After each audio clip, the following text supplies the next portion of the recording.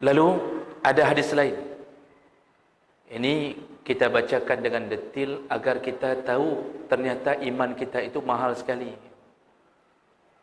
Ada orang yang hari ini tidak bersyukur diberi iman oleh Allah. Mahal sekali. Tidak bisa dibeli, tidak bisa diwarisi. Iman itu tidak bisa diwarisi.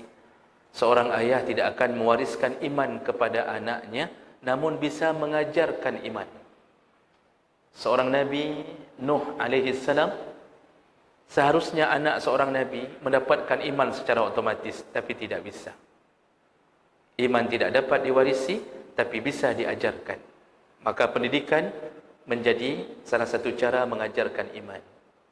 Dalam hadis yang lain, Rasulullah sallallahu alaihi wasallam dari Abu Hurairah, Rasulullah mengatakan, "Iza kubiral mayyit," kalau sudah dikuburkan mayat, "Au qala ahadukum atahu malakani aswadani azraqani," dia didatangi oleh dua malaikat yang berwarna hitam biru. Azraqan, aswadan. Wallahu a'lam. Saya tidak tahu maksud hitam biru, mungkin untuk melambangkan keagungan malaikat atau kengerian fitnah itu, ujian itu. Karena kita akan menghadapi pengawas, kalau dalam ujian itu yang paling ngeri kalau pengawasnya raya panjang hitam. Itu paling ngeri itu. Itu model begitu mungkin maksud Nabi sallallahu alaihi wasallam. Yuqalu li ahadihima al-munkar wal akhar an-nakir. Lalu disebutkan oleh Rasulullah, malaikat berdua itu adalah munkar, nakir. Lalu kemudian fayaqulani, dua malaikat itu berkata, "Ma kunta taqulu fi hadzal rajul?" Apa yang kamu tahu tentang laki-laki ini? Fayaqulu ma kana yaqul huwa Abdullah wa rasuluhu, asyhadu an la ilaha illallah wa anna Muhammadan abduhu wa rasuluh. Dan dia bersaksi bahwa Nabi adalah hamba Allah dan Rasulnya. Dan dia bersaksi bahwa Allah tiada Tuhan selain Allah Subhanahu wa taala. Fayaqulani, Munkar dan Nakir ketika mendengarkan itu lalu berkata, "Qad kunna na'lamu annaka taqulu hadza." Kami sudah tahu engkau ketika hidup pun mengatakan ini. Maksudnya kita waktu hidup kan mengakui. Kita ini kan bersyahadat dalam solat saja apa? Berulang-ulang. Malaikat mengatakan kami tahu engkau mengatakan itu selama hidupmu. Summa yufsahu lahu fi qabrihi 70 zira'an fi 70. Lalu Allah lebarkan kuburnya 70 kali 70 hasta. Summa yunawwiru lahu fi, lalu dihidupkan cahaya di dalam kuburnya. Diberikan cahaya di dalam kuburnya. Summa yuqalu lahu, lalu malaikat berkata kepadanya, "Irja' ila ahliha." Summa yaqulu lahu, lalu malaikat berkata kepadanya, "Nam, tidurlah." Diistirahatkan, Pak. Makanya kita ini masuk alam barzakh, itu diistirahatkan.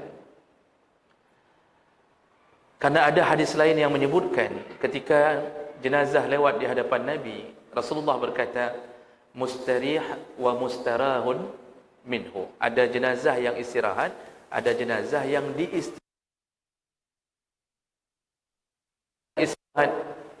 yaitu jenazah innal abda as-salih, hamba yang saleh selama hidupnya, yastarih, dia istirahat. Istirahat dari apa? Min nasabid dunia, dari perihnya hidup di dunia, wa azaha, penderitaan hidup di dunia. Kita ini kan Pak kalau saleh banyak deritanya. Kita harus berulang-ulang mendirikan salat dan itu perlu perjuangan. Senin Kamis kita puasa, Ramadan akan jelang kita lagi puasa. Di tengah malam orang tidur kita bangun. Orang tidak mau baca Quran, kita lelahkan bibir kita dengan baca Quran. Lalu kita berbakti dan kemudian kita cari nafkah. Kita melakukan apapun yang Allah suruh. Itu kan salah satu proses kelelahan dunia. Dah, jenazah itu istirahat. Dan hadis ini menyebutkan salah satu bentuk istirahatnya adalah tidurlah, kata malaikat. Ada jenazah kedua, itu tidak istirahat, tapi diistirahatkan darinya, kata Rasulullah. Bagaimana diistirahatkan darinya? Yastarih minhu al-abdu. yang istirahat orang lain. Wad-dawab, yang istirahat semua hewan-hewan. Wasyajar, yang istirahat semua pepohonan. Wal bilad, yang istirahat kampungnya. Jadi ada jenazah kedua, iaitu innal abdal fajir, orang yang ahli maksiat. Dia begitu dikuburkan tidak istirahat. Maksud tidak istirahat, dia mulai disiksa. Di dunia boleh reman, dikubur mulai disiksa. Yang istirahat siapa? Yang dia tinggalkan. Orang kampungnya istirahat, sudah kehilangan seorang pencuri di kampung itu. Orang tidak perlu lagi berjaga-jaga malam. Ayam istirahat, tidak takut diculik di tengah malam. Kambing istirahat, lembu istirahat, pepohonan istirahat. Apa maksudnya pepohonan istirahat? Gara-gara dia, hujan tidak mau turun. Karena ada maksiat. Semenjak dia telah hilang, Allah kembali turunkan hujan. Itu contohnya. Jadi kesejahteraan Allah kirimkan kembali semenjak maksiat yang dia lakukan hilang bersama dirinya. Semua istirahat, semua mengucapkan alhamdulillah. Mati juga pencuri itu. Alhamdulillah mati perampoknya. Semua bersyukur, semua istirahat. Jadi ini jenazah ada yang istirahat, ada yang diistirahatkan darinya. Orang yang mukmin, kata malaikat, tidurlah. Summa fayaqulu, lalu orang itu berkata, arji'u ila ahli fa akhbiruhum. Nanti aku akan kembali kepada keluarga aku. Jadi dia sudah tahu tempatnya di surga, dia menunggu-nunggu kapan datang keluarganya. Jadi Bapak Ibu yang Allah muliakan, ini kemuliaan orang beriman setelah mampu melewati fitnah di alam kubur. Nah, kemudian dua malaikat tadi berkata lagi, nam ka naumatil arus allazi la yuqiduhu illa ahabbu ahli ilaihi. Tidurlah seperti tidurnya seorang pengantin. Al-arus pengantin. Tidurlah seperti tidurnya seorang pengantin. Pengantin itu kan nyenyak kali tidurnya, Pak. Karena apa yang diidam-idamkan telah didapatkannya. Lega sekali tidurnya. Tidurlah seperti tidurnya seorang pengantin, kata malaikat. Dan tidak ada yang bisa membangunkanmu illa ahabbu ilaih, illa ahabbu ahli ilaihi, kecuali dengan kedatangan keluarganya kepadanya. Nah, ini salah satu hadis yang menyebutkan kita berkumpul kembali dengan keluarga kita. Ya. Jadi kalau anak kita datang dalam keadaan saleh, isteri kita kemudian datang, maka kita kembali berkumpul dengannya. Ini kepada yang mukmin. Sedangkan kepada yang munafik, wa in kana munafiqan, kalau jenazah itu orang munafik, qal, ya. Malaikat bertanya, apa yang kau tahu tentang laki-laki ini? Kemudian dia berkata, sami'tun nas yaqulun, aku hanya mendengar orang berkata-kata tentang laki-laki ini dan aku tidak tahu siapa laki-laki ini. Nah, berarti kafir, munafik, tidak tahu dengan kemunafikannya. Maka semenjak itu kemudian dihimpitlah jenazah itu dan tulang-tulangnya terhimpit, tulang rusuknya berserakan karena pecah. Lalu kemudian dia merasakan azab sampai hari kebangkitan. Dan dia tidak bisa tidur karena selalu di dalam azabnya. Nah, hadis riwayat Tirmizi dengan sanad yang hasan. Maka Bapak Ibu yang Allah muliakan, sekali lagi, iman menyelamatkan kita dari fitnah di alam kubur. Baik, yang terakhir. Nah, jadi sudah dua kategori maksud kenapa kita butuh kepada iman kita. Pertolongan Allah yang ketiga itu ketika di akhirat. Ketika sudah berada di akhirat, yaitu melalui proses terjadinya kiamat. Apa yang Allah tolong kita dengan iman kita? Allah akan memudahkan untuk menjawab pertanyaan-pertanyaan Allah tentang diri kita. Rasulullah mengatakan, la tazulu qadama 'abdin, tidak akan berpindah kaki seorang hamba, dua kaki seorang hamba, hatta yus'al an arba', sampai ditanya, sampai dia berhasil menjawab 4 pertanyaan. kemana umurnya dibawa, kemana amalnya, apa yang dia lakukan, lalu dari mana hartanya, dan kemana hartanya dia bawa. Semua pertanyaan itu harus dijawab dengan keinginan Allah. Kalau tidak sesuai dengan keinginan Allah, maka berakhirlah kebahagiaan pada dirinya. Harta 2 kali ditanya, dari mana dan kemana. Ada yang harta dari tempat halal dibawa ke tempat haram, maka hukumnya haram. Ada yang harta haram dibawa ke tempat halal, hukumnya juga haram. Yang haram dibawa ke haram, otomatis haram. Satu-satunya yang menyelamatkan adalah harta halal dapat dari tempat yang halal dibawa ke tempat halal. Selamatlah kita. Maka jangan campur adukkan urusan harta. Hati-hati Bapak Ibu yang Allah muliakan. Harta itu 2 kali ditanya, menunjukkan pentingnya urusan harta. Dalam hadis dari Umar bin Khattab, hadis tentang Umar bin Khattab, Umar ketika ada orang yang mau bersaksi tentang seseorang, Umar bertanya, pernah engkau bermuamalah harta dengannya? Maksudnya engkau mau bersaksi bahawa orang ini baik, pernah engkau bermuamalah harta dengannya? Kata orang ini, belum wahai Umar. Kalau begitu kata Umar, engkau tidak kenal orang ini. Apa ibu? Kita kenal akhlak seseorang, salah satu indikatornya adalah sudah pernah bermuamalah harta dengannya. Pernahkah dia pinjam uang kita? Dikembalikankah tepat pada waktunya? Kalau dikembalikan tepat pada waktunya, dia orang baik. Mungkin yang terjadi selama ini sahabat kita sama-sama satu masjid, kita bersama, salat subuh duluan dia daripada kita, salat Jumaat duluan dia daripada kita, jamaah tidak pernah tinggalkan, tetapi urusan harta orang ini menipu.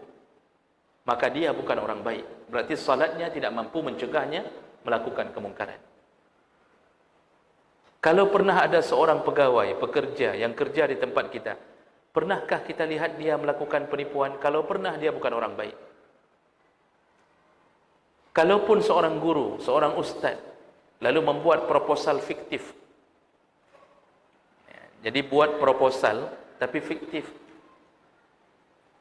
Anak yatim yang dipelihara di panti asuhannya, itu jumlahnya 20 orang. Tapi dalam proposal, 70 orang. Bermuamalah dengan harta, dapat bantuan di atas kebohongan itu, diambil sebahagian untuk membangun, sebahagian untuk kepentingan membeli mobil dirinya. Dia bukan orang baik, walaupun gelar macam-macam, walaupun gelarnya dipanggil macam-macam.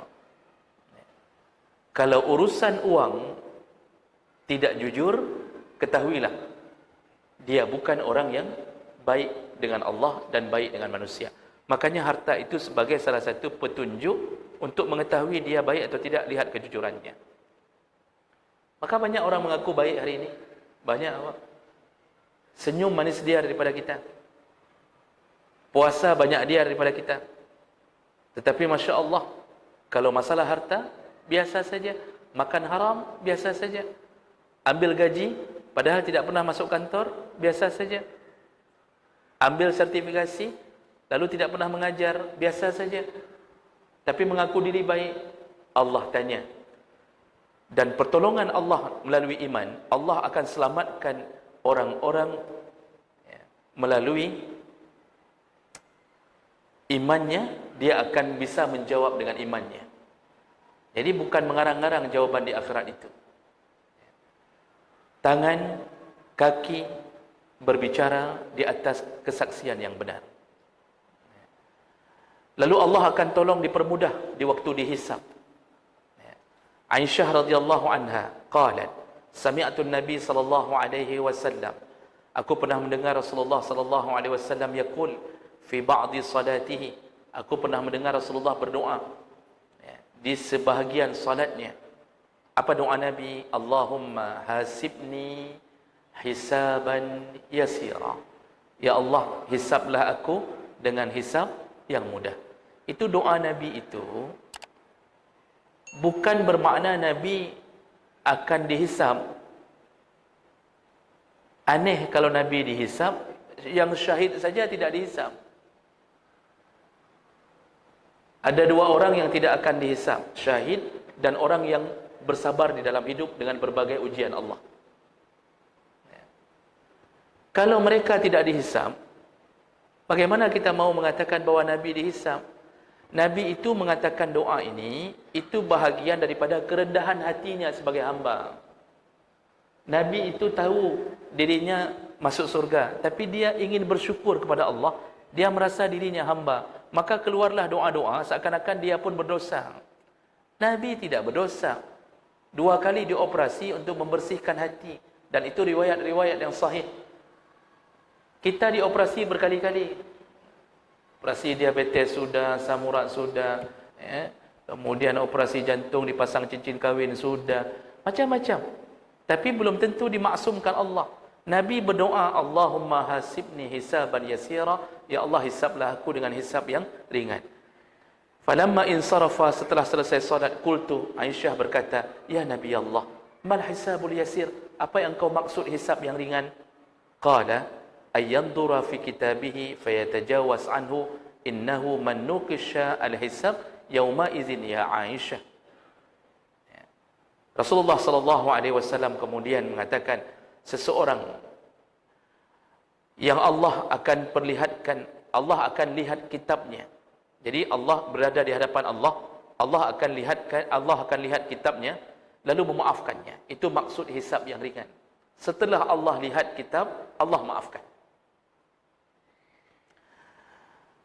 Karena orang itu nanti akan bertanggungjawab dengan setiap amal yang ada di dalam kitab itu. Halaka ya Aisyah. Semua orang pasti celaka di waktu itu.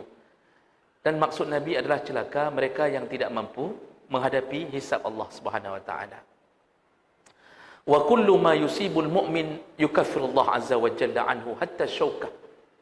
Dan ketika mukmin yang berhadapan dengan Allah, Allah akan permudah urusannya, Allah hapus semua kesalahannya, walaupun duri yang pernah menusuk dirinya itu pun menjadi penyebab Allah hapus kesalahannya. Syaratnya mukmin, syaratnya iman. Maka jemaah belaka Allah Subhanahu wa taala, hadis riwayat Ahmad ini ingin mengatakan apa? Kita yang mukmin ini insya-Allah Allah akan tolong kita. Allah tahu kita punya dosa yang mungkin kita berusaha bertaubat tapi tidak sempurna. Allah lihat kitab kita, tapi karena kita mengakuinya sebagai Tuhan, kita mengakui utusannya adalah Muhammad, Allah akan permudah urusan kita. Hanya gara-gara iman, hanya iman. Dalam hadis yang lain secara singkat, ini waktu kita terbatas sekali, Allah Subhanahu wa taala itu bertanya kepada orang yang berada di hadapannya. Apa yang Allah tanya? Saya baca terjemah karena waktu kita. Allah mengatakan, apakah kamu di dunia telah berbuat ini dan ini? Maksudnya engkau pernah berbuat dosa ini dan dosa itu? Hamba menjawab, benar ya Allah. Lalu Allah berkata lagi, apakah kamu telah melakukan ini dan ini? Kamu juga sudah melakukan dosa ini dan dosa itu? Hamba itu menjawab, benar ya Allah. Dia mengulang-ulang terus semua dosa. Jadi Allah buka kitab kita, Allah ingin nampakkan, dulu benar engkau berbuat ini? Benar ya Allah. Engkau telah melakukan ini? Benar ya Allah. Sengaja Allah nampakkan dulu semua dosa. Lalu kemudian Allah berkata, sesungguhnya aku telah menutupi dosa-dosamu tadi di dunia. Di dunia pun kurahasiakan dosamu. Dan hari ini aku telah mengampunkan dirimu. Di dunia dirahasiakan. Kita kan banyak sekali dosa yang dirahasiakan Allah, yang orang lain tidak tahu, cuma Allah dan kita yang tahu. Allah katakan, di dunia engkau kututupi aibmu, di akhirat Allah juga kemudian menyambung, sekarang ku maafkan, ku ampuni dirimu. Maka orang yang beriman diberikan kitab catatan kebaikannya. Setelah itu Allah berikan kitab itu. Jadi ini kepada siapa? Mukmin, orang beriman. Sedangkan orang kafir dan munafik, Allah mengatakan, para saksi berkata, mereka adalah orang-orang yang mendustakan Allah, maka laknat Allah kepada orang-orang zalim.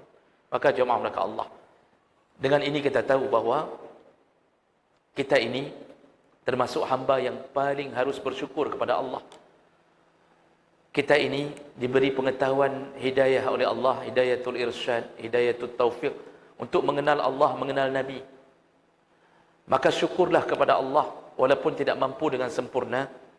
Tegakkan lutut ini untuk terus menyembah Allah Subhanahu wa taala. Berikan harta kita kepada orang-orang yang ditunjuk oleh Allah sebagai rasa syukur kita bahwa kita digolongkan kepada kaum mukminin. Hanya iman ini yang bisa menolong kita mulai di dunia, di alam kubur, sampai di akhirat. Mudah-mudahan Allah Subhanahu wa taala istiqamahkan kita. Mudah-mudahan Allah Subhanahu wa taala kumpulkan kita di dalam surganya. Amin ya rabbal alamin.